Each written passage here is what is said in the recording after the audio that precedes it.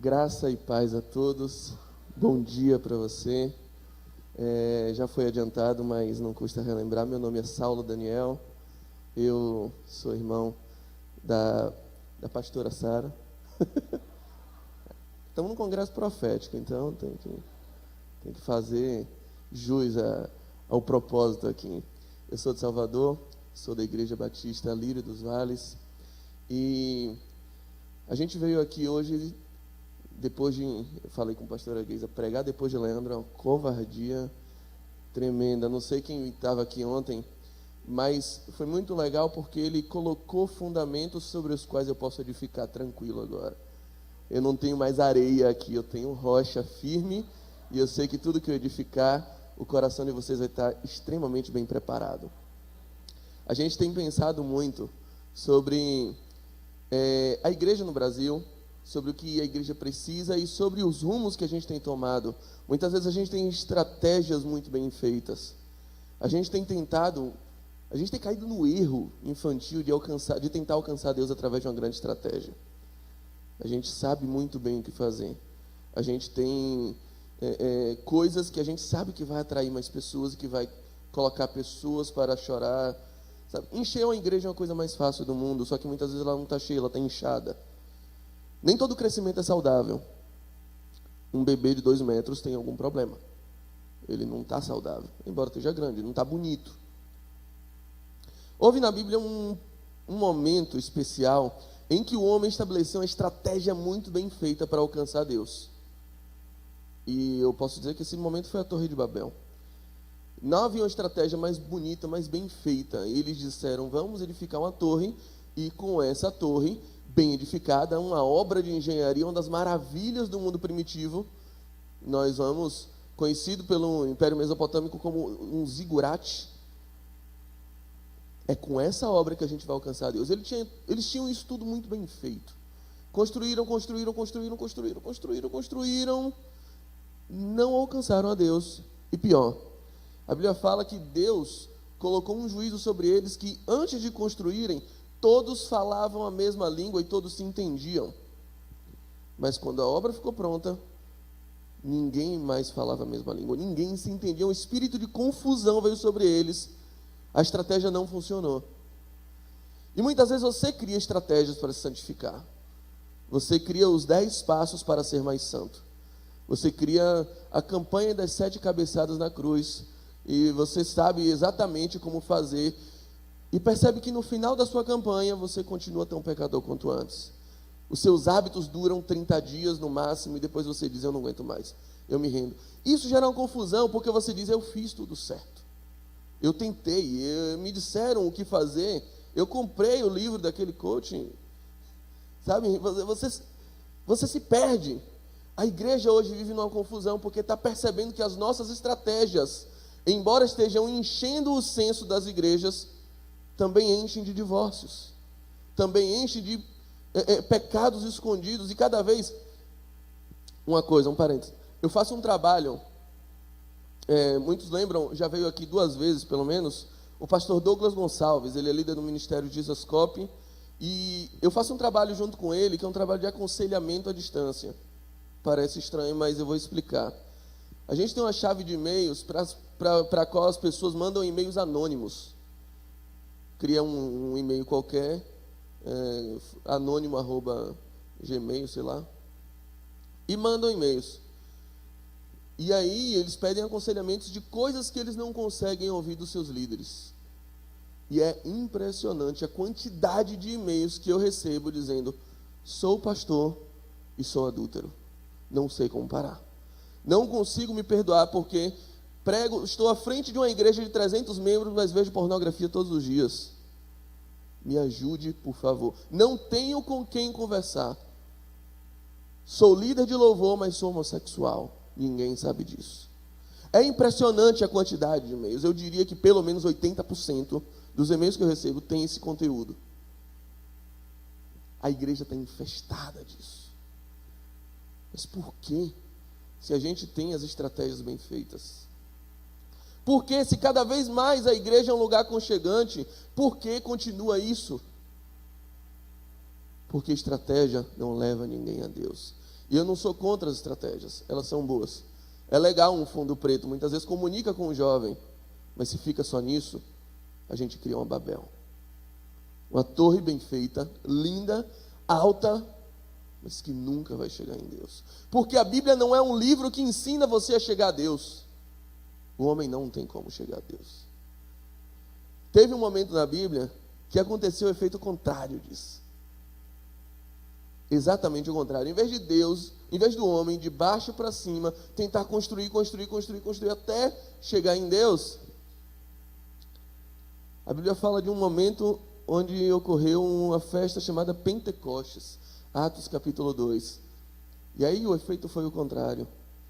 Não foi o homem de baixo para cima tentando encontrar Deus.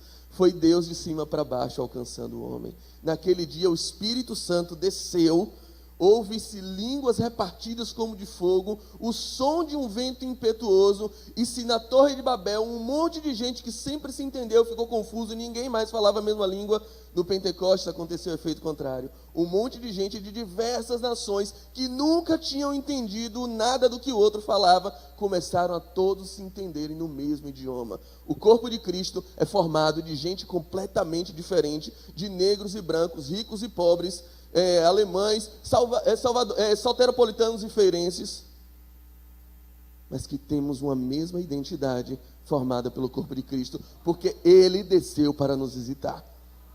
A Bíblia não é um livro do homem em busca de Deus, é um livro de Deus em busca do homem.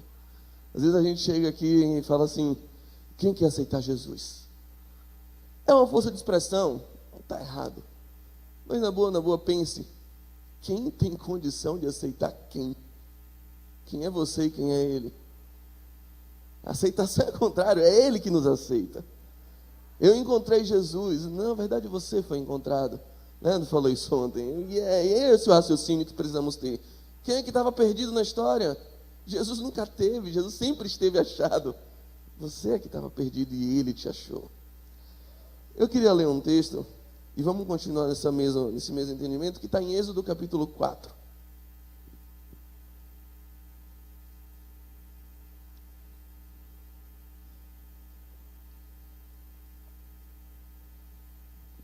Êxodo capítulo 4.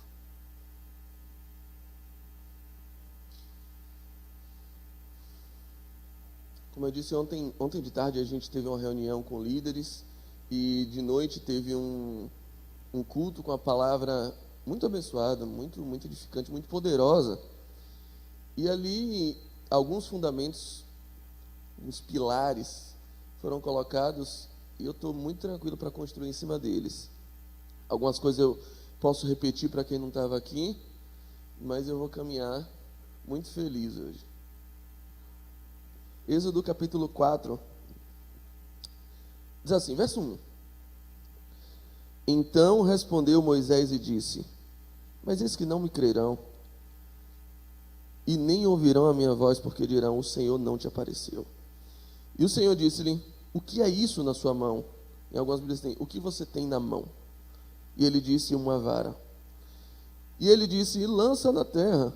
E lançou na terra e tornou-se numa serpente. Moisés fugia dela. Então o Senhor disse a Moisés: estende a tua mão e pega-lhe pela cauda.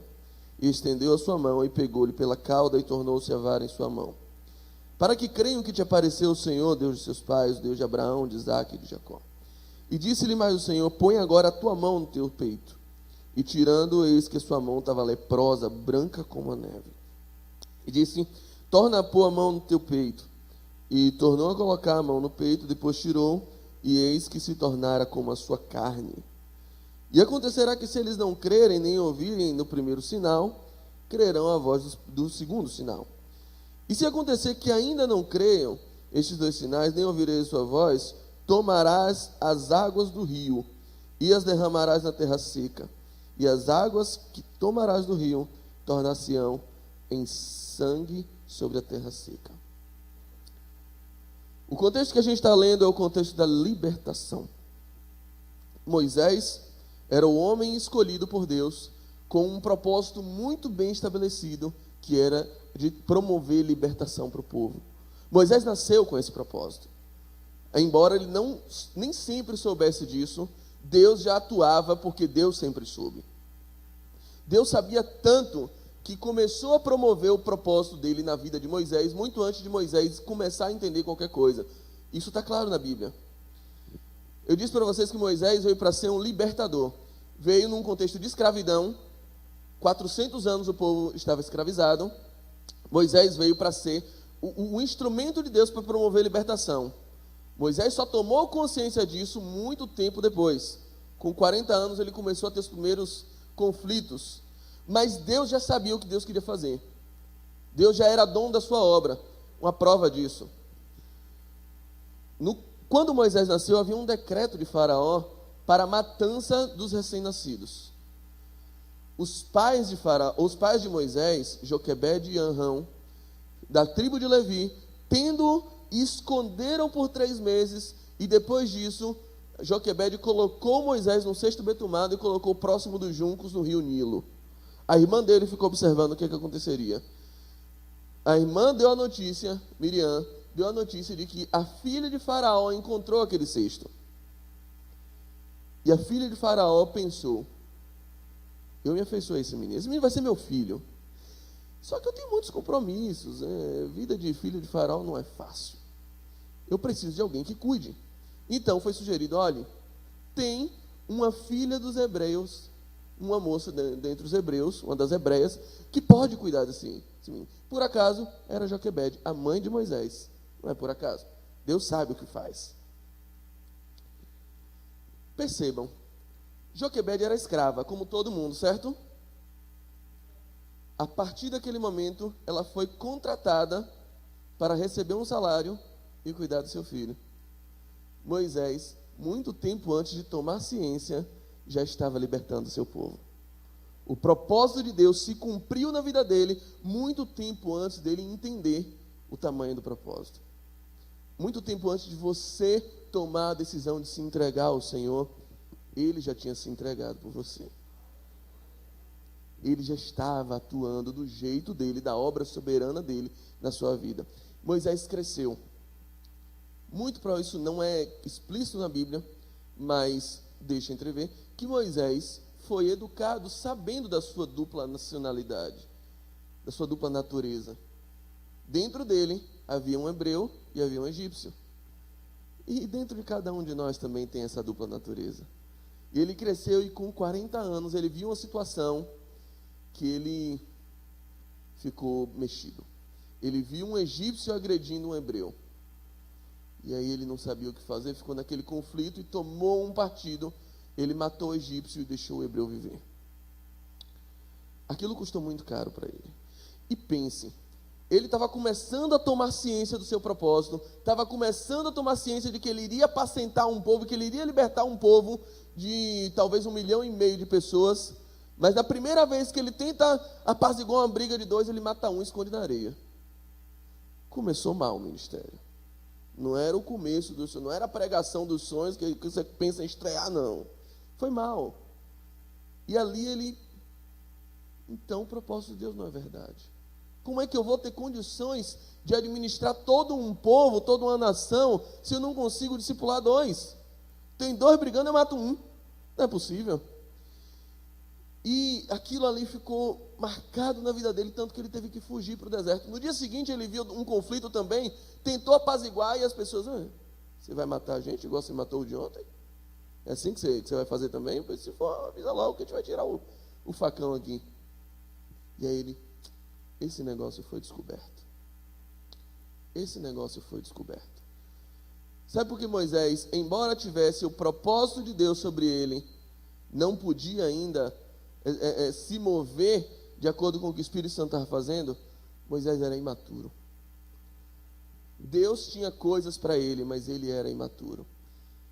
Pastor Leandro falou ontem que a igreja do Brasil hoje parece com uma menininha que ainda não tem peitos e que não pode casar. Jesus Cristo quer casar, mas ele não vai casar com a menininha. Ele deixou essa palavra aí e a gente tem refletido muito sobre a maturidade da igreja. O capítulo 15 de Lucas, ele fala de uma história, de uma parábola, de um pai que tinha 2 filhos. E no grego existem pelo menos 2 palavras para discriminar filhos. Uma é huios, que é filho adulto. E a outra é Tecnon, que é um bebê chorão, que é um filho criança ainda. O menino, quando nasce Tecnon. Quando cresce, vira Ruios. Continua sendo filho. E a Bíblia fala que aqueles 2 meninos eram Ruios, eram filhos maduros. E o mais novo diz: pai, eu estou saindo da fazenda, estou indo embora, me dá parte da herança. O filho mais velho fica, servindo ao pai todos os dias. Ele sai, gasta todo o seu dinheiro, e depois de gastar tudo, volta pobre. O pai o acolhe, o abraça, faz uma festa na fazenda, mata um bezerro cevado, e quando o mais velho chega, está acontecendo a festa. E ele pergunta: o que está acontecendo? Se seu filho mais novo voltou pobre, seu pai está fazendo uma festa para ele, matou o bezerro para ele. E a festa aqui. E a Bíblia fala que ele ficou na porta e não quis entrar na festa. O pai saiu da festa para conversar com ele. Ele disse: pai, todos esses anos eu tenho te servido como um escravo. E até hoje você nunca me deu um cabrito para comemorar com meus amigos. Mas esse seu filho aí, esse, que não é meu irmão, ele é só no máximo seu filho, ele gastou toda a herança. E agora você recebe ele, mata o bezerro cevado, o bezerro mais gordo da fazenda. Não está certo isso? E aí o pai, pela primeira vez, não o chama de Ruios, chama ele de Tecnon.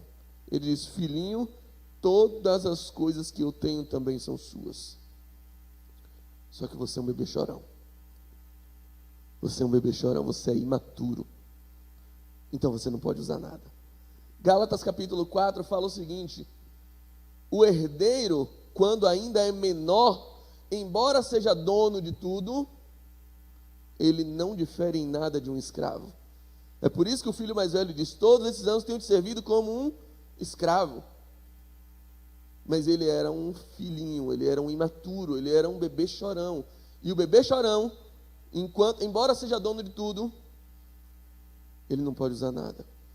Eu ontem estava com umas 2 pessoas aqui. Estava com minha esposa, hoje ela se sentiu meio mal, se sentiu um pouco indisposta. E tinha outra pessoa também, que era meu filho, que está na barriga dela. Rafael. Ele não fala muito com as pessoas, por enquanto ele está meio numa bolha. Não se comunica bem ainda. Mas eu entendo tudo que ele fala na barriga. A gente tem nossa forma de se comunicar. Rafa já é dono de tudo que a gente tem. A gente tem um apartamento, a gente tem um carro. Esse carro, por exemplo, já é de Rafa. Mas ele não vai poder dirigir, porque ele é imaturo. E muitas vezes o Senhor já te deu muitas coisas legais. Talvez o Senhor já tenha um ministério preparado para você. Mas você ainda é um bebê chorão. Você não pode exercitar. Você não pode tomar posse. Você não pode tomar posse, por exemplo, daquela porta de emprego, daquela carreira que Deus reservou para você. Sabe por quê? Porque você é um bebê chorão. E no dia que você tomar posse, Deus vai te perder para ela. Você ainda não pode tomar posse, por exemplo, do casamento que Deus preparou para você. Porque no dia que você casar, você vai esquecer daquele que abriu a porta para o seu casamento. Porque você é um bebê chorão. Moisés já tinha um propósito sobre ele, mas era imaturo. E a igreja do Senhor está cheia de gente escravizado pela religiosidade, pela depressão, pela angústia, pela ansiedade, porque se recusa a crescer. Se recusa a crescer. Porque é imediatista, porque quer tudo agora. Porque houve uma promessa de Deus hoje e quer a resposta amanhã. Mas Deus está dizendo para você: cresce, querido. Cresce primeiro. Moisés tinha 40 anos. E olha a preocupação dele. Ele primeiro tenta apaziguar toda a situação. Está no capítulo 2. E aí o rapaz diz para ele: quem te tem imposto a ti por maioral o juízo sobre nós? Aí no verso 15 ele diz, no final do verso 14 ele diz: certamente esse negócio foi descoberto. O problema para ele não era fazer, o problema para ele era ser descoberto. Moisés era alguém que não estava pronto para assumir responsabilidades. E se você não está pronto para assumir responsabilidades, você é uma criança. Você é uma criança. Eu penso muito na relação que a gente tem com os heróis. Os heróis são o máximo da personalidade que você sonha ter. Eu sempre faço trabalho com jovens na minha igreja com essa dinâmica. Primeira coisa que eu pergunto: quem é seu herói favorito? Por exemplo, Meu sobrinho, Levi, o herói favorito dele é Hulk. Ele é bruto por natureza. Ele resolve tudo na base da paraibagem. Sabe? É impressionante como você espelha no seu herói, no seu máximo, no seu personagem mítico, aquilo que a sua natureza humana deseja ser um dia. É o máximo que você pensa. Sabe qual é o meu? Homem-Aranha. Porque o Homem-Aranha tem muito consciente a noção de que um grande poder traz também uma grande responsabilidade. Quem já assistiu Homem-Aranha sabe dessa frase do tio Ben, que diz isso para ele. Eu tive que amadurecer muito cedo.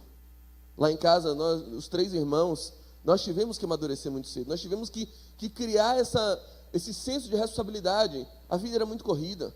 Se eu ficasse chorando, se eu ficasse lamentando, a vida passava e eu morria. E eu queria propor uma historinha para vocês. Imagine o seguinte.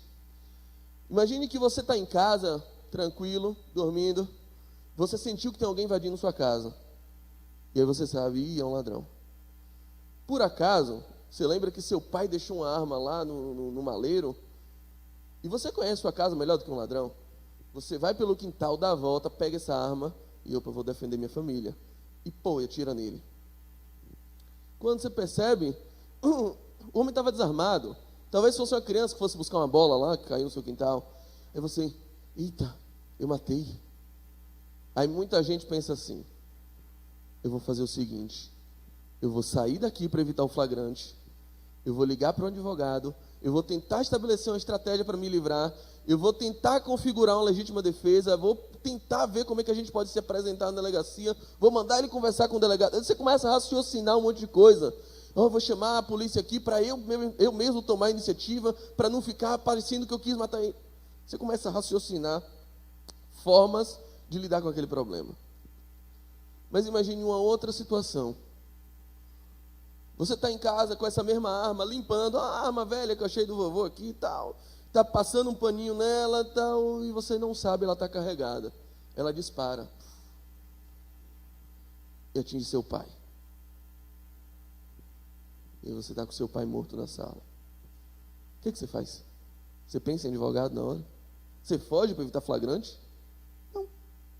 Você senta e chora, chora e chora. Porque agora você feriu alguém que você ama. Eu queria saber o seguinte, qual é a sua reação quando você peca?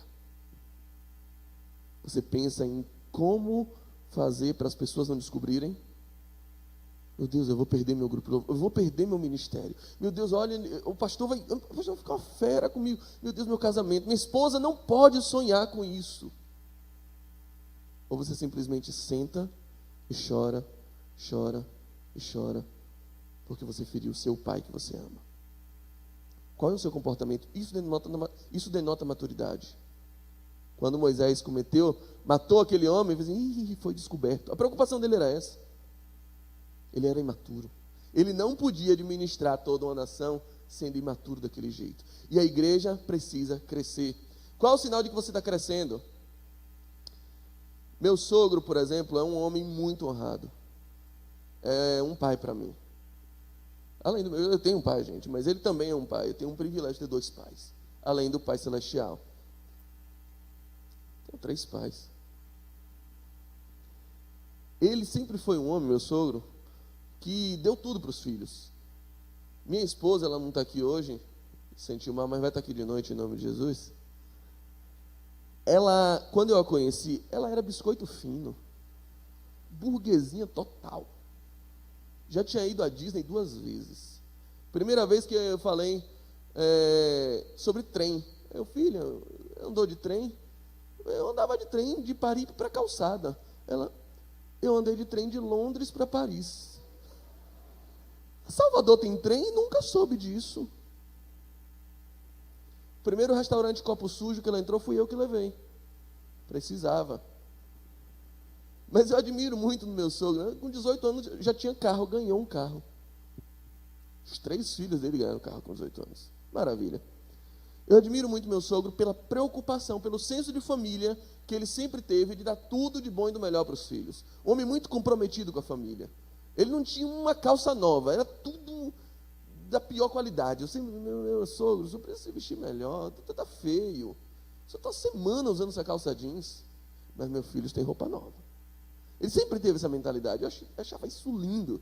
E minha esposa sempre contou com ele, sempre correu para ele, apertou as suas, vou pedir ao meu pai, eu não faça isso. Cresça. E aí chegou um dia que ele foi acometido de uma depressão muito forte mesmo. Ficou completamente caído, ele já não era o homem carinhoso e preocupado de sempre. Era bem diferente. Todo amoado, levantava meio-dia, sempre foi um homem que acordou 5 horas da manhã. Então ficava lá deitado, estava mais nem aí para os filhos. Ana ficou doente, ele não ligou. Nunca mais deu um abraço, nunca mais perguntou. E aí ela falou para mim, meu pai nunca mais me deu um abraço. Meu pai nunca mais perguntou como é que eu estou. Nunca mais. Aí ela diz assim para mim, eu hoje me sinto órfã. Eu disse, filha, você não é órfã. Você não está órfã. Você está agora madura. Até hoje, seu pai ligou para você e perguntou, do que você precisa? O que você está sentindo? Como é que você está? Como é que foi seu dia? O que você está pensando em fazer? Como você quer que eu te ajude? A partir de agora, é hora de você ligar para ele e perguntar, pai, como você quer que eu te ajude? Pai, do que você está precisando? Pai, por que você está triste? Pai, por que você está chorando? Agora você é uma filha madura. Como tem sido sua oração? Isso denota maturidade. Será que você ainda vem para a igreja todos os dias só pensando em receber? Será que você ainda só chega na casa do Senhor pensando, pai, eu preciso disso. Pai, aquilo, pai. Como uma criança, minha baby alive. Sabe? Será que você ainda é uma criança atrás de baby alive? Atrás de Hot Wheels? Maturidade não é quando você troca Peppa Pig por CSI. Não é. Maturidade é quando você deixa de orar para o seu pai, só dizendo, pai, eu quero isso, pai, eu quero aquilo, e dizendo, pai, o que você quer da minha vida? Pai, como eu posso atender os anseios do teu coração? Pai, qual é o anseio pelo que o teu Espírito Santo está gemendo agora? Eu quero ser a resposta da oração da igreja. Quer ver um exemplo de filho maduro? Davi. Salmo 116, ama o Senhor porque Ele me ouviu. O Senhor faz tanta coisa por mim, Ele vai discorrendo como Deus é maravilhoso, como Deus livrou ele da morte, como Deus cuidou dele. E aí um momento ele para e fala assim, que darei eu ao Senhor por todos os benefícios que me tem feito? Eu tomarei o cálice da salvação e oferecerei a Ele sacrifício de louvor. Que tipo de sacrifício você está disposto a oferecer para Deus? O que tem custado a você? E todas as vezes que, se Deus entrar em conflito com sua namorada, quem ganha? O que você sacrifica? Se Deus entrar em conflito com Netflix, quem ganha? Se Deus entrar em conflito com o Instagram, quem ganha? Se Deus entrar em conflito com o WhatsApp, peguei pesado, eu sei, mas ainda pergunto, quem ganha? Moisés prosseguiu, foi para o deserto envergonhado. 40 anos ele achava que era o cara. Passou mais 40 anos tendo a certeza que ele é um ninguém. Com 80 anos Deus o encontra. No meio de uma sarça que ardia e não se consumia. E Moisés, agora me virarei para lá e verei essa grande visão. E Deus, espera aí Moisés, calma lá. Você quer vir? Tire primeiro a sandália. Tire a sandália e pise descalço. Aqui você tem que vir sem reservas. Você já conversou com Deus descalço? Você já conversou com Deus sem essa capa de crente que a gente tem? Você algum dia conversou com Deus sem pensar nas palavras antes? Faz aquela oração que você quer ver como todo mundo olha para você depois. Quanto poder! Que oração é essa? Meu Deus do céu! Você conversou com Deus sem isso? Sem ninguém perceber?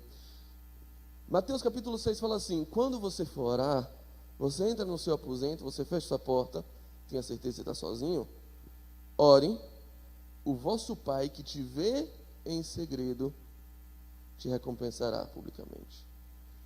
E é engraçado porque ele não diz ouve. Quando você fala, você quer que alguém ouça.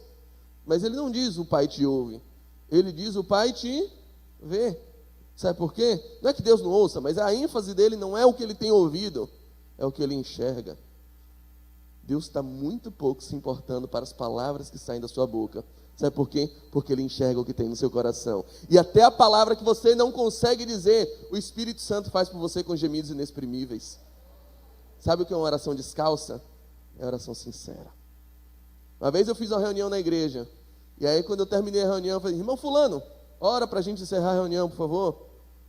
Aí ele, não, eu não sei. Peraí, não sei? Como é que alguém não sabe orar? Não, eu não sei orar. Eu falei, peraí, você não ora em casa antes de almoçar? Você não ora antes de dormir? Você não ora para sair de casa? Não, eu oro. Mas lá eu oro do meu jeito. Aí eu disse, meu querido, vou te fazer um pedido, por favor. Nunca aprenda a orar. Porque você ora certo e não sabe. A oração correta qual é? A oração do seu jeito. Porque a oração do jeito de outra pessoa é a oração também de outra pessoa. Quando você for orar, não use de vãs repetições como os pagãos, porque eles acham que pelo muito falar serão abençoados. Vocês não precisam disso. Basta abrir o seu coração, porque o Pai te vê em segredo. Ele sabe o que está aí. Moisés, tira a sandália, tira a capa de santidade, tira o estigma daquele cara que eu vim queimar. Não precisa não, cara. Faz isso não. Só seja você. Eu quero sentir você, não quero sentir sua sandália. Eu quero tocar no homem, não no pastor. Eu quero tocar na mulher e não na advogada. Eu quero tocar em você. É com você que eu quero ter contato. Para de vestir personagem. Tira a sandália. Tirou a sandália. E aí ele começou a ouvir aquilo que Deus queria falar com ele. Moisés, vá e fala com o faraó que o clamor do meu povo subiu ao meu coração. Perceba, o propósito estava alinhado. Moisés um dia viu o povo apanhando e disse, agora chega, eu vou fazer alguma coisa. Deus estava dizendo a Moisés o seguinte, Moisés, agora chega, eu vou fazer alguma coisa. A mesma coisa. Só que agora Moisés era maduro. Agora é um homem de 80 anos, ouvindo, um homem que já passou, que estava pensando agora nos palácios e nos desertos que ele tinha passado a vida toda. E estava dizendo, agora eu entendi, Deus. Mas eu ainda tenho muitas reservas. E uma das coisas que ele pergunta é bem engraçado. Ele pergunta assim, no verso 11 do capítulo 3. Então Moisés disse a Deus, quem sou eu que vá a Faraó e tire do Egito os filhos de Israel? A pergunta de Moisés foi, quem sou eu? E se vocês olharem o desenrolar da história, essa pergunta foi solenemente ignorada por Deus.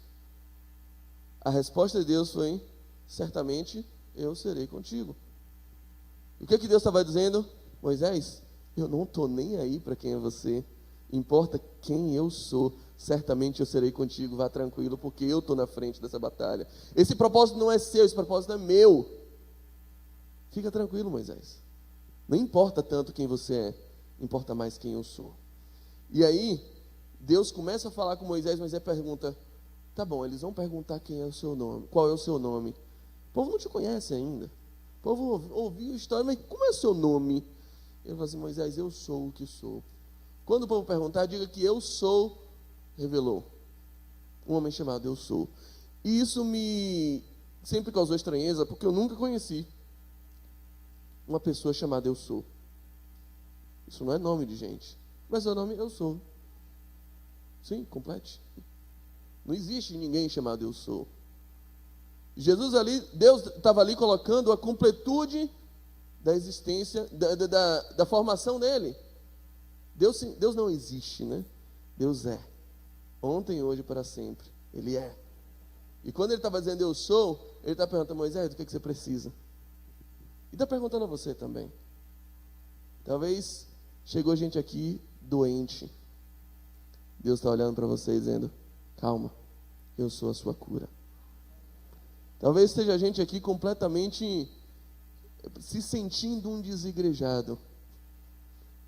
Deus olha para você e diz assim, calma, eu sou o cabeça e você continua sendo o corpo. Calma, não existe desigrejado. Talvez você esteja aqui dizendo, Senhor, meu casamento já morreu. Não tem mais esperança, não tem mais vida lá dentro de casa. Aquilo ali não se pode mais chamar de um lar. E aí ele olha para você e diz: calma, eu sou a ressurreição e a vida. Aquele que crê em mim, ainda que esteja morto, viverá. Calma. Ele está dizendo: eu sou tudo. Eu contemplo em mim, eu completo em mim toda a existência. Calma, Moisés. Eu sou, basta você saber disso. Eu vou estar aqui. E aí, ele começa a dar poderes a Moisés. E a pergunta que Moisés diz: e se duvidarem? Eles vão dizer: não, o Senhor não te apareceu. Você vai fazer o seguinte. Primeira coisa que eu pergunto é: o que você tem na mão?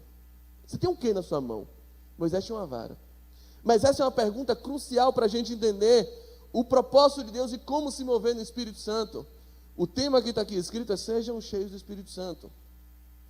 Pastor Leandro deu um spoiler ontem, na reunião com líderes, mas eu vou replicar a pergunta deles. Vocês sabem quem foi o primeiro homem na Bíblia a ser cheio do Espírito Santo? Tem gente que sabe. Primeira vez que um homem na Bíblia foi cheio do Espírito Santo? Não foi Abraão. Adão também não. Não, Noé. Não foi João Batista. João Batista também foi cheio do Espírito Santo, só não foi o primeiro. Está no capítulo 31 de Êxodo. Um homem chamado Bezalel. E sabe para que Bezalel foi cheio do Espírito Santo? A Bíblia fala: e Bezalel foi cheio do Espírito Santo para fazer um desenho e esculturas. Isso fundiu minha cabeça. Porque eu sempre achei que ser cheio do Espírito Santo era só para pregar, ou para cantar no máximo. Porque às vezes se você canta bem, nem precisa do Espírito Santo, né? Tá aqui. Besteira. Brincadeira, a gente precisa. Mas eu sempre atrelei o poder do Espírito Santo às coisas que a gente faz dentro da igreja. E aí isso gera um raciocínio excludente, porque às vezes você tem um jovem, ele tem o coração completamente entregue ao Senhor, um servo, um homem salvo, alguém disposto, alguém de oração, alguém que jejua, que conhece a Bíblia mais do que todo mundo da igreja, mas ele é gago, ele não sabe pregar, e não vai pregar nunca. E ele também é desafinado até para tocar campainha.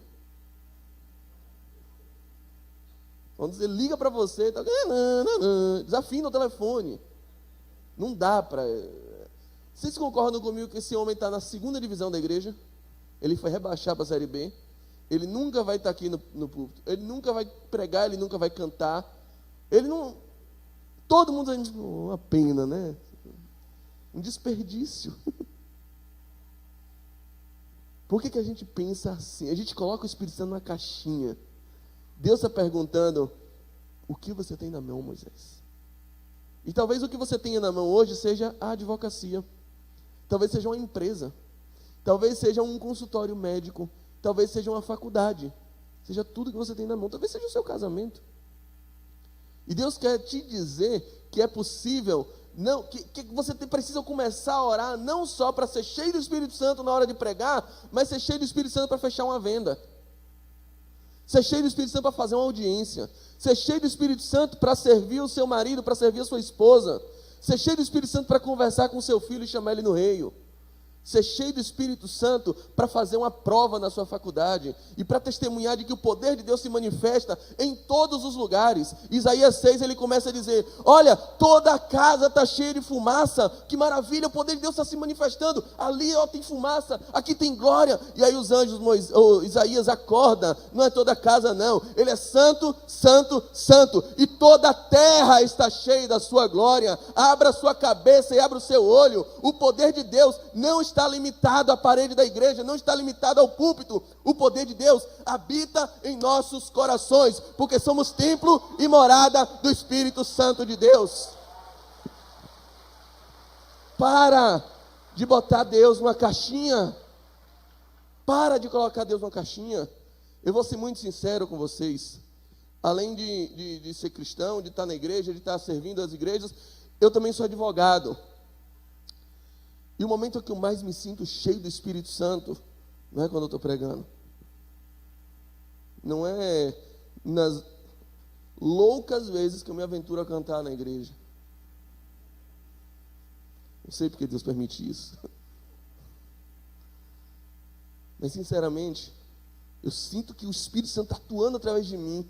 eu me arrepio. Quando eu estou no escritório, senta um casal na minha frente e diz assim: doutor, não dá mais. Vamos separar. Quanto é que o senhor cobra? E aí eu assim, calma. Vamos conversar. E às vezes a conversa demora 4 horas, 5 horas. Eu perco uma tarde, perco um dia inteiro de trabalho às vezes. Porque quebra amanhã, quebra tarde, deixo de almoçar. E às vezes no final, eles dizem: não tinha pensado nisso. Obrigado. A gente vai pensar mais um pouco. A gente vai separar mais não. Você tem razão. Eu perco o meu honorário, mas eu sou cheio do Espírito Santo. O filho maduro admite perder para ganhar. E você precisa começar a entender que não é porque você não canta, que não é porque você não prega, que você não pode ser cheio do Espírito Santo. Moisés não foi chamado para pregar. Moisés não foi. Ele ainda disse: calma, você não sabe pregar, leva Arão no seu lugar. Ele prega, fica tranquilo. Ele sabe falar, você tem um irmão para fazer isso. Você está sendo chamado para estabelecer o meu propósito. Entenda isso. O Espírito Santo, ele quer se mover em todos os setores da sua vida. Eu sempre achei exagero quando a Bíblia fala assim: quer comamos, quer bebamos, façamos isso para a glória de Deus. Uma hipérbole.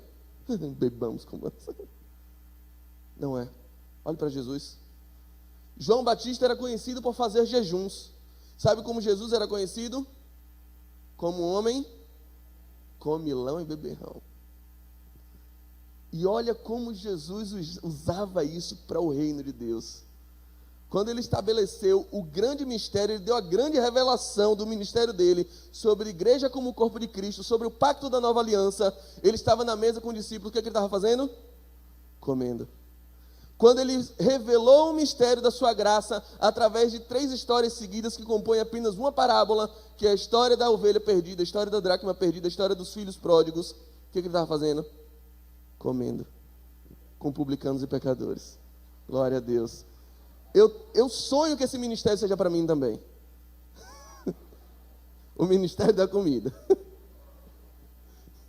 É possível até comer para a glória de Deus. Eu conheci um rapaz que ele se entregou como missionário da Cristolândia. Um amigo meu. Estava no quinto semestre da faculdade na UFBA. Largou tudo, vou ser missionário. Corajoso. E aí ele diz assim: Saulo, eu entrei lá querendo ver milagre.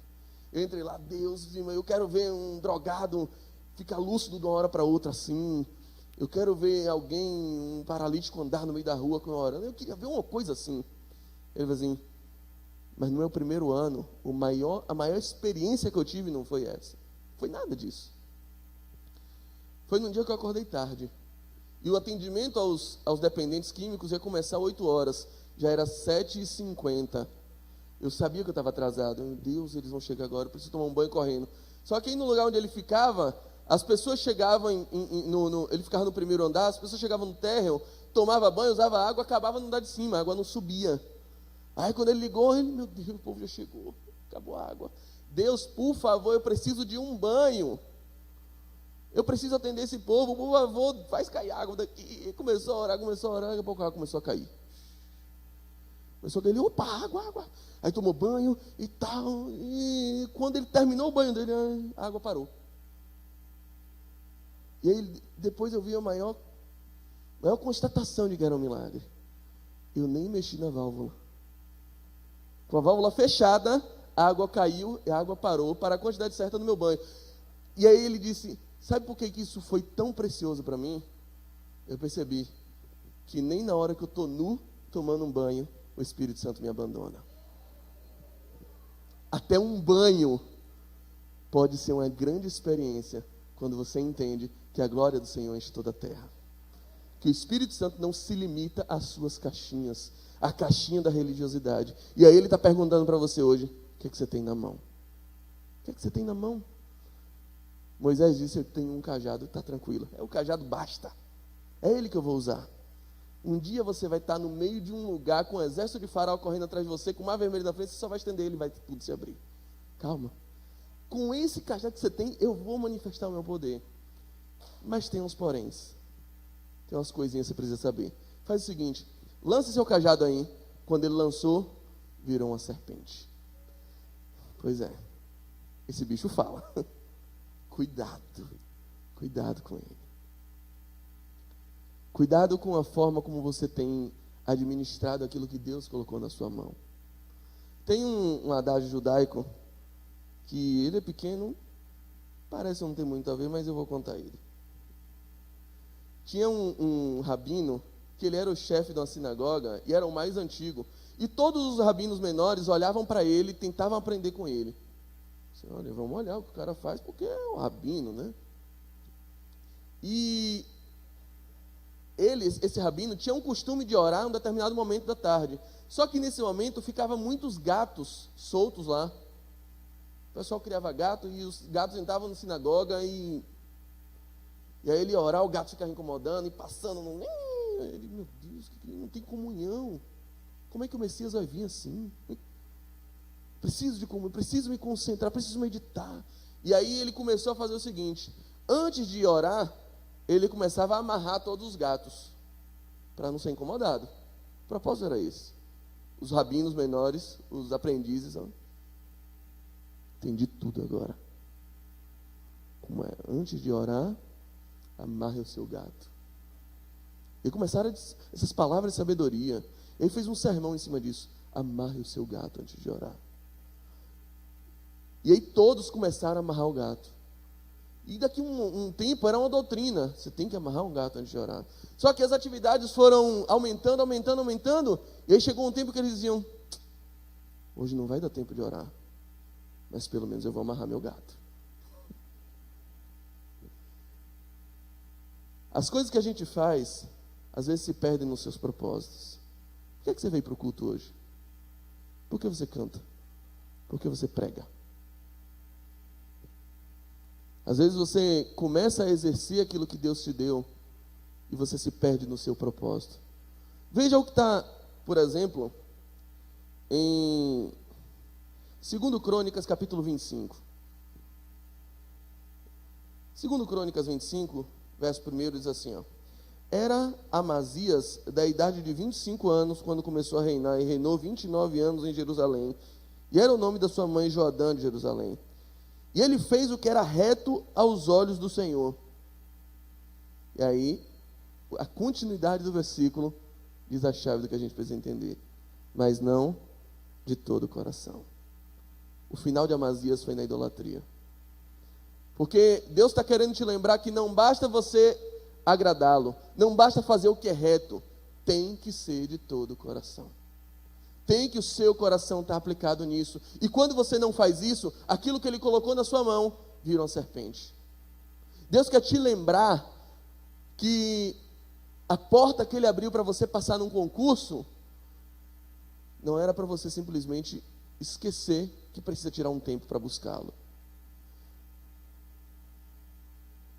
Se você ler o capítulo 2 de Jeremias, Deus vai dizer assim, ó: eu lembro com saudade do tempo que vocês estavam no deserto. Vocês estão hoje na terra prometida, e muitos aqui alcançaram terras prometidas.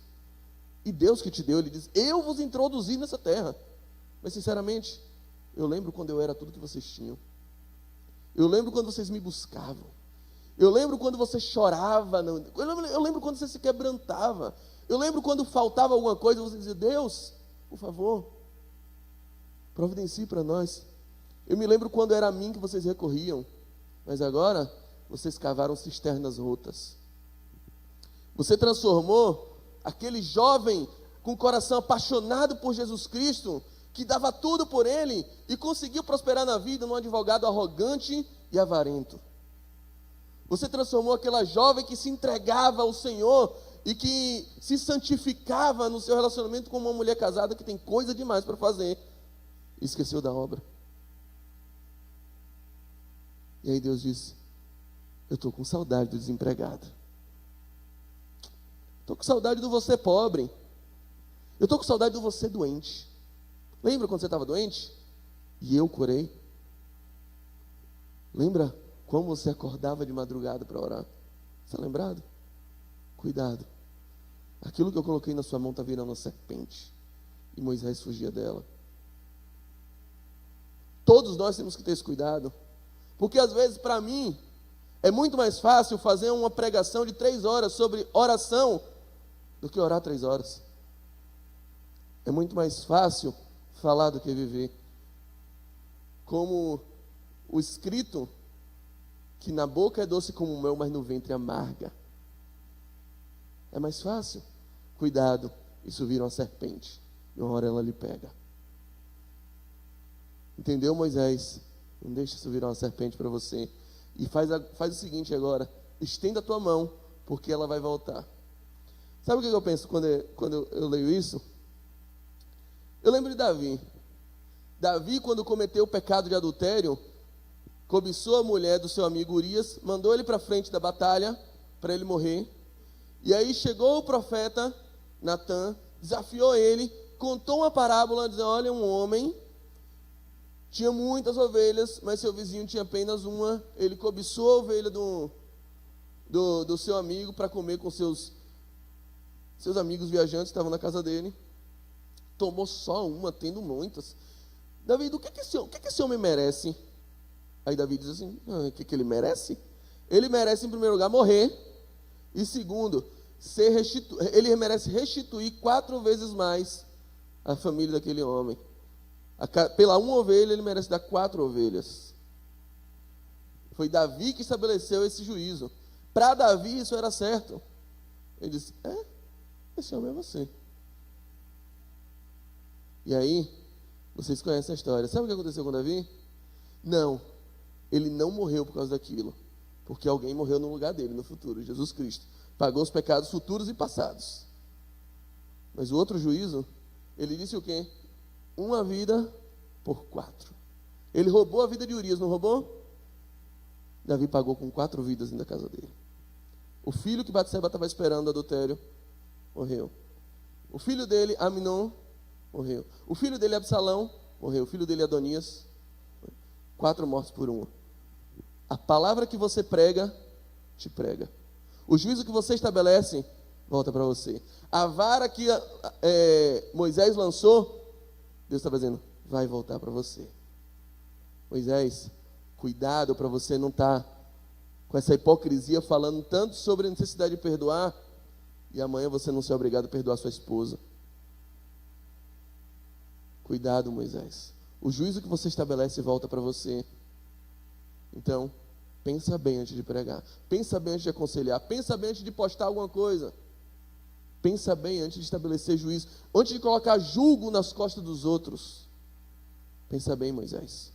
Esse foi o primeiro sinal que ele falou assim: mas se ainda alguém não crê nisso, você vai fazer um segundo sinal. Coloque a mão no seu peito aí, vai. Colocou? Como é que ela está agora? Leprosa. Deus estava dizendo: é isso que acontece quando você vive os propósitos que saem do seu coração. 1963, um dos discursos mais poderosos pela luta pelos direitos civis, Martin Luther King começa dizendo: eu tenho um sonho. E todo mundo aqui tem um sonho.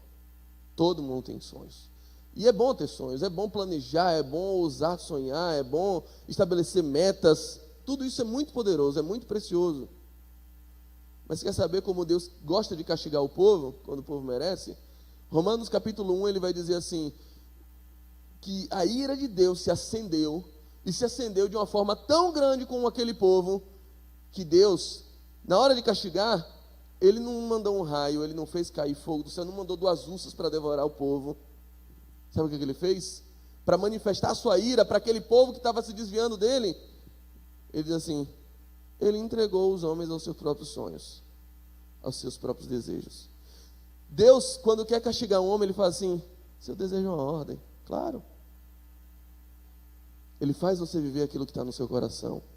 Leandro falou ontem, porque quando a gente não vive os propósitos de Deus, o nosso coração fabrica os seus próprios propósitos. Coisa dura é ser entregue por Deus aos seus próprios propósitos. Então, você que está batalhando por um sonho, você que está abdicando de viver com seus filhos por causa de um sonho, Você que está lutando e perdendo sua saúde porque precisa realizar um sonho, eu lhe digo imediatamente: pare. Isso só traz lepra, isso só traz doença, isso só traz perdição, isso só atiça a ira de Deus. Começa a perguntar como filho maduro: pai, qual é o teu plano, qual é o teu propósito? Eu não digo sonho, porque aquele que guarda Israel não dorme e nem tosqueneja. Pai, qual é o teu propósito? Porque se eu não viver o teu, eu vivo o meu. Aí minha mão vai ficar leprosa. Aí meu casamento, porque eu acho que eu resolvo tudo no grito. Deixe ele. 2 gritos que ele volta. Você está traindo lepra para dentro de sua casa. Está traindo sim. Calma, não é assim que se resolve não. E aí, não, mas vou desistir do meu casamento. Por quê? Porque está uma luta. E aquele coach me disse que se as coisas não estão acontecendo da forma correta, se você está enfrentando dificuldades, é porque você não está no propósito certo. E olha, meu casamento é uma tribulação. Eu não estou no casamento certo. Eu vou abandonar ele e vou procurar outro. Está na moda isso. Dizerem para você que se você está enfrentando dificuldades, é porque você está no lugar errado. É porque você está na carreira errada, você está no relacionamento errado. Esquece isso. Jesus era a pessoa certa, no tempo certo, no lugar certo, com as amizades certas, com os companheiros certos, com os recursos certos, e ninguém enfrentou tanta dificuldade quanto ele. E o que ele disse? Vocês vão passar coisa parecida. No mundo tereis aflições. A rapadura é doce, mas não é mole. Se não tiver na Bíblia, pode colocar, porque é bom isso. Não é assim não, querido. O mundo é duro. O mundo é corrompido. Mas tem de bom ânimo. Eu venci o mundo. Paulo diz: por amor a Cristo, por amar a Ele, todos os dias eu sou entregue à morte. E eu sou reputado como ovelha ao matadouro. Mas mesmo assim, em todas essas coisas, somos mais do que vencedores por aquele que nos amou. Tira a mão do seu peito. Está vendo? Está leprosa. Agora você se conhece. Esse é você, Moisés. É isso que sai do seu coração. Você tem uma capacidade de matar muito maior do que você imagina. Você tem uma capacidade de trair muito maior do que você imagina. Muito maior. E aí quando você faz isso, você fica aprisionado pela culpa. E o que a culpa é? Um ídolo. A culpa é um ídolo. Porque primeiro ela tira o seu lugar de vilão e coloca como vítima. Olha para Judas depois que traiu Jesus. Você fica com pena. É uma vítima, é um coitado. Eu traí sangue inocente. Toma aqui, não quero essa moeda. Você fica com pena do cara. Vai, dá uma chance, vai. Ele tá. Olha a culpa.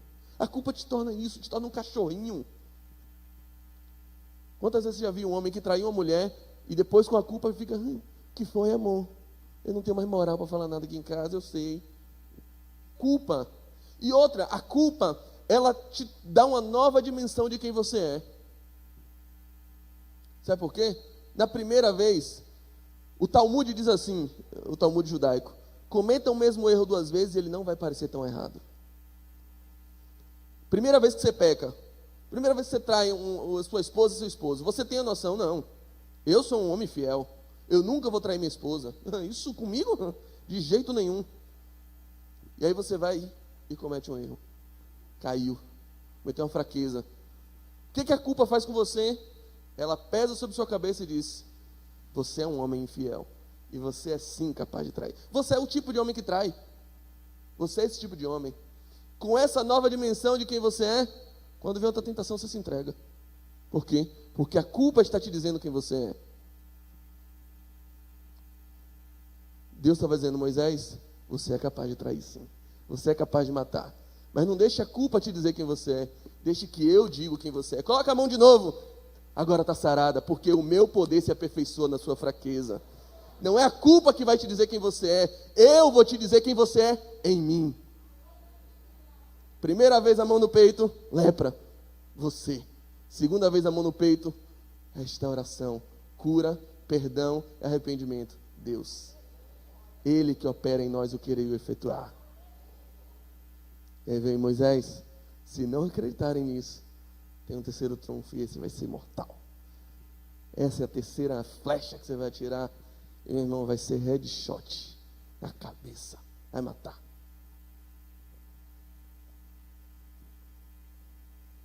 Ele diz o seguinte: se acontecer ainda que não creiam esses dois sinais, nem ouvirem a tua voz, você vai pegar as águas do rio, vai derramar na terra seca. As águas que você pegar do rio vão se tornar sangue sobre a terra. Primeiro, Deus estava dizendo, às vezes eu confundo Deus com Jesus, né? Por que será? Parecem tanto, né? Passei anos da minha vida, as pessoas me chamando pelo nome do meu pai. Já no colégio, Peixotinho. A gente parece muito. Tem como negar. Deus e Jesus, como parecem tanto, são o mesmo Deus, eu acabo confundindo às vezes, não ligue.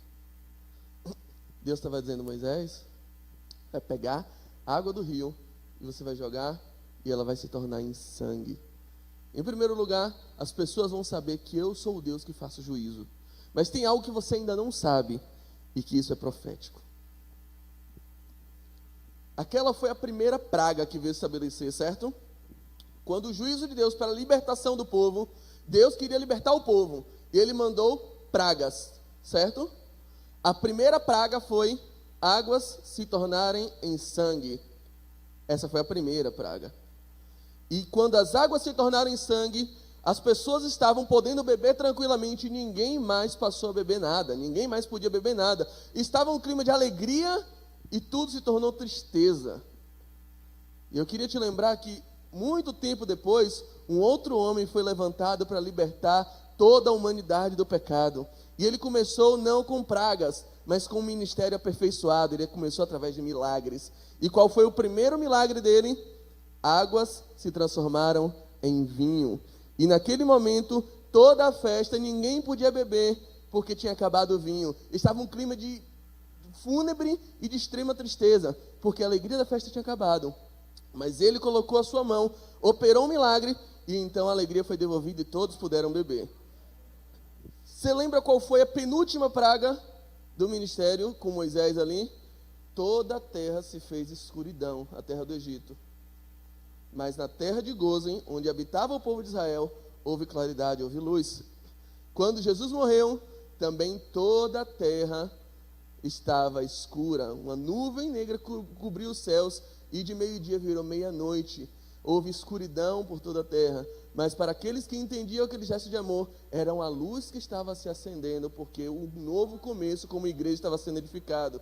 Você lembra o que o povo fez antes de sair daquele lugar? Qual foi o último gesto do povo antes antes da saída? Eles celebraram uma Páscoa. Vou estar esperando alguém dizer um tom mais agudo ainda. Celebraram a Páscoa. O que Jesus fez com os discípulos antes de ser preso? Celebrou uma Páscoa.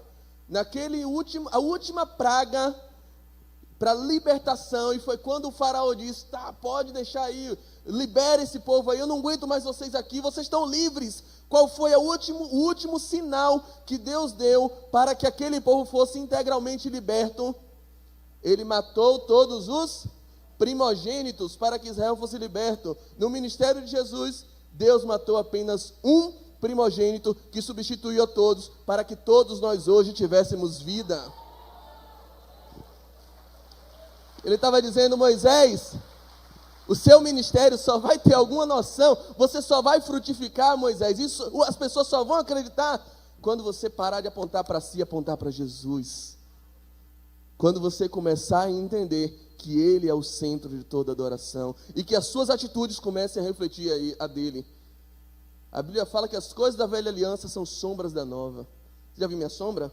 Cadê ela? Está aqui. Sou eu aqui, mas é um eu imperfeito. A minha sombra não tem o mesmo tamanho que eu. Ela não é tão feia quanto eu. Ela tem uma cor diferente da minha, mas é minha sombra. Ela está apontando para mim. Dá para ver que é o meu reflexo. A sombra é assim, Moisés era uma sombra. E aqui eu queria que você ficasse de pé, para parecer que já está acabando.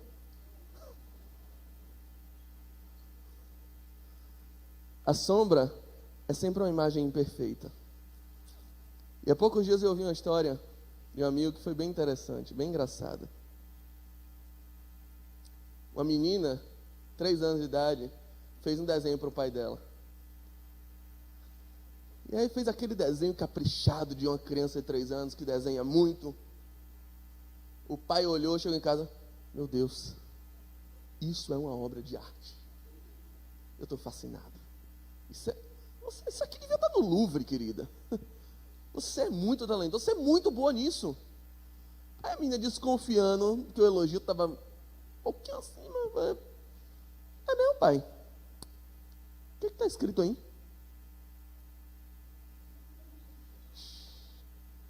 Aí o pai deu aquela resposta assim, filha, aqui está escrito que você não sabe escrever, mas que você fez tudo quanto possível para agradar o coração do seu pai, para me ver feliz.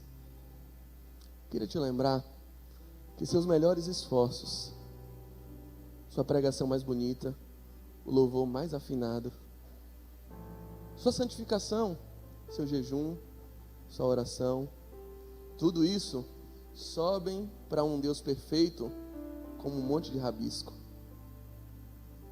Nada impressiona Ele. Ele não quer de você perfeição. Ele não vai jogar um raio em você toda vez que você pecar, porque Ele sabe que você é imperfeito. Ele sabe que você é fraco. Ele sabe que você é falho. Ele sabe que às vezes você sim tem desejo pela pornografia. Ele sabe disso. Ele sabe que você não ora tanto quanto você sabe que devia orar. Ele sabe disso. Ele sabe que você desejava ter mais apego pela palavra, mas você não consegue, você é fraco. Ele sabe disso. E não é com isso que Ele está preocupado, não. A única coisa que Ele quer de você não é perfeição. É um coração disposto a agradar o seu Pai. É um coração sincero e contrito na presença dEle. Você já leu na Bíblia que os humilhados serão exaltados? Quantos já leram isso? Mentira, isso não tem na Bíblia. Você ouviu de alguém? A Bíblia não diz que os humilhados serão exaltados. A Bíblia fala que aquele que se humilha será exaltado. Talvez você esteja sendo humilhado no seu trabalho. Você me aguarde, meu chefe. Os humilhados serão exaltados e vai chegar a minha vez. Não vai. Porque você não é aquele que se humilha. Você é um soberbo, apesar de estar sendo humilhado por todo mundo. Talvez você seja maltratado pelo seu marido, esteja esperando a desforra para dar o troco nele. Não vai chegar esse troco, porque você é soberbo. A Bíblia fala que Deus resiste aos soberbos. Mas aquele que se humilha, como está lá em Lucas capítulo 19, Lucas capítulo 18, diz, chegar um publicano e um fariseu.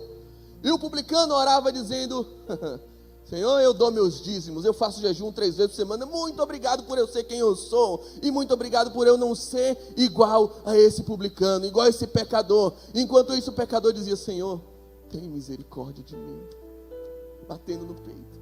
Ele não se julgava digno nem de olhar para o céu, e só dizia, Senhor, tem misericórdia de mim, porque eu não passo de um pecador, eu sou um miserável, eu sou um pobre, eu não devia estar aqui, eu não mereço estar aqui na tua presença, eu não mereço o seu amor. Senhor, eu sei quem eu sou, mas eu também sei quem tu és. Tem misericórdia de mim. E a Bíblia fala que somente aquele homem voltou para casa justificado, porque todo aquele que se humilha, este também será exaltado diante de Deus. E Deus está fazendo um convite para você. Não é um convite para o palco, não é um convite ao sucesso, não é um convite à prosperidade, é um convite à humilhação.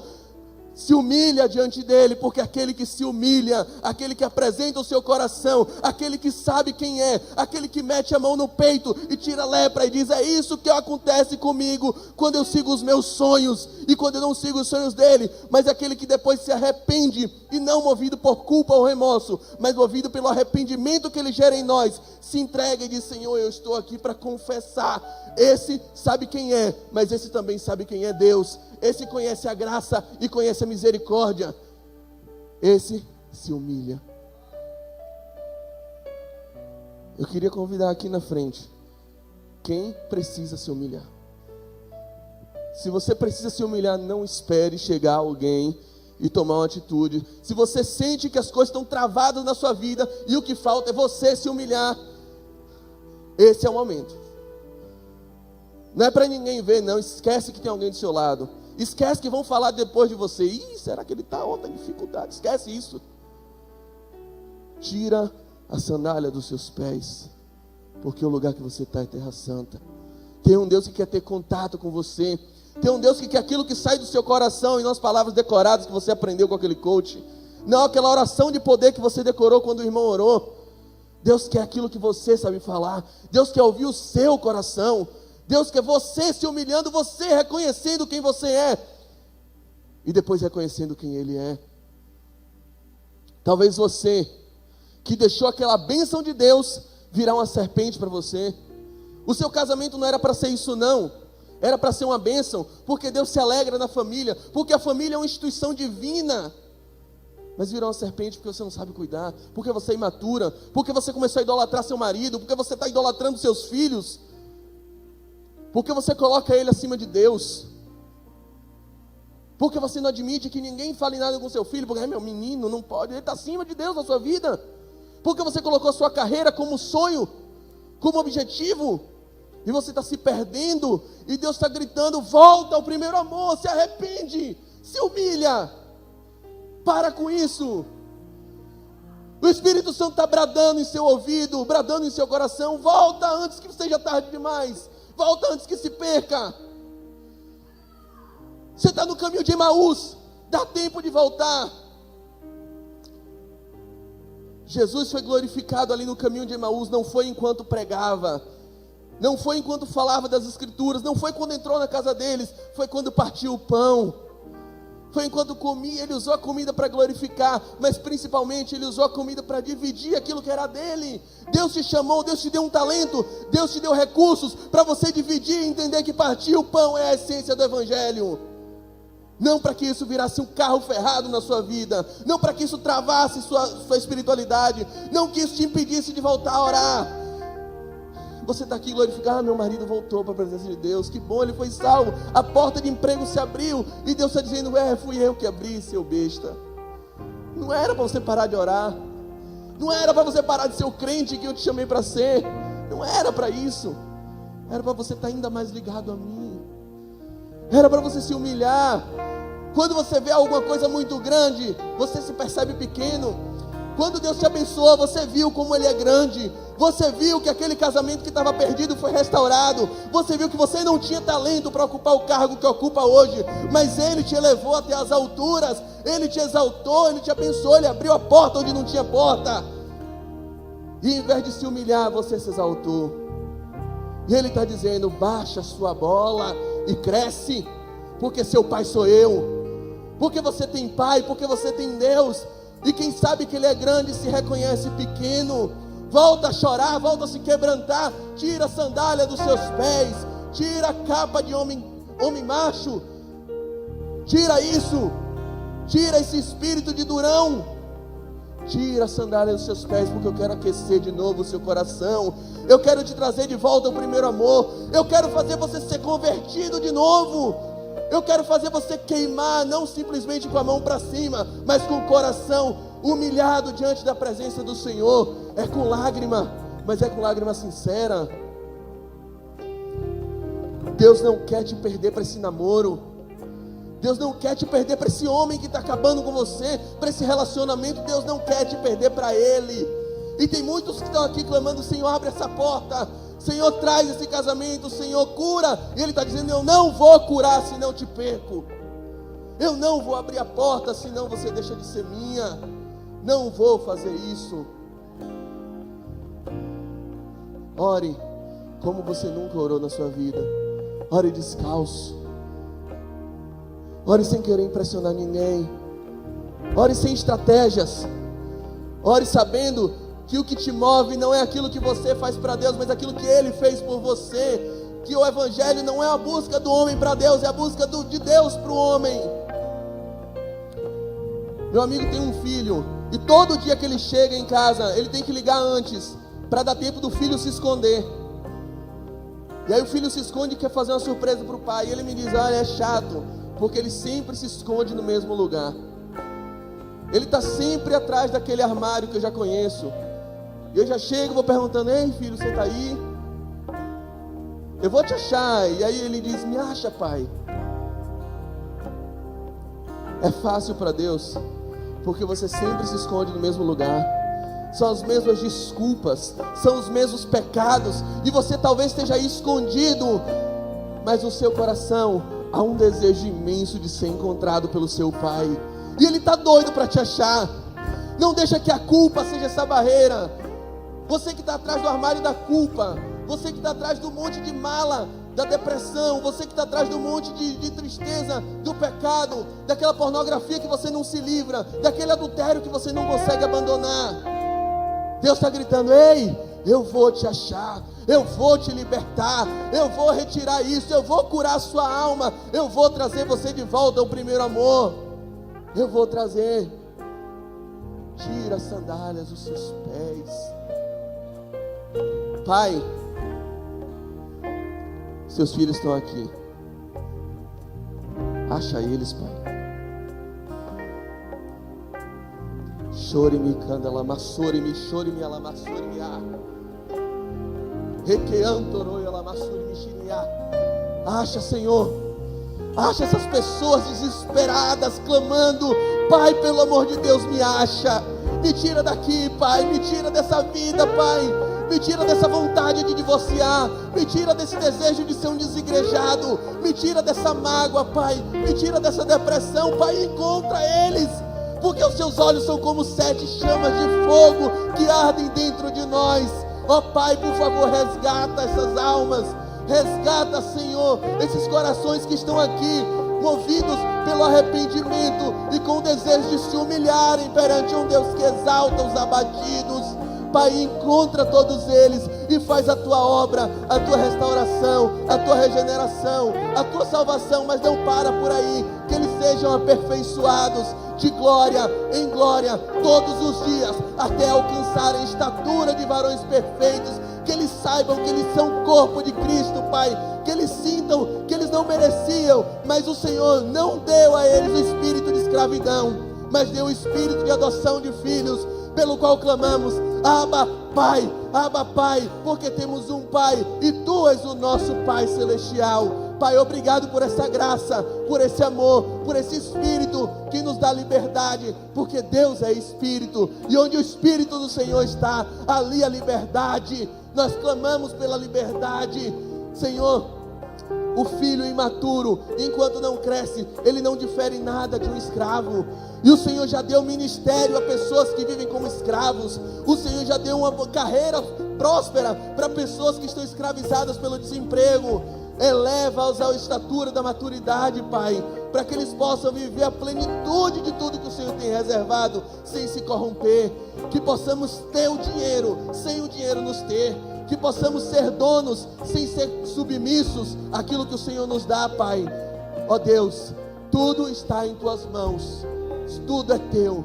Os nossos projetos, os sonhos que tivemos, agora eles estão submissos aos Teus planos, porque sabemos que dEle, por Ele e para Ele são todas as coisas, em nome de Jesus.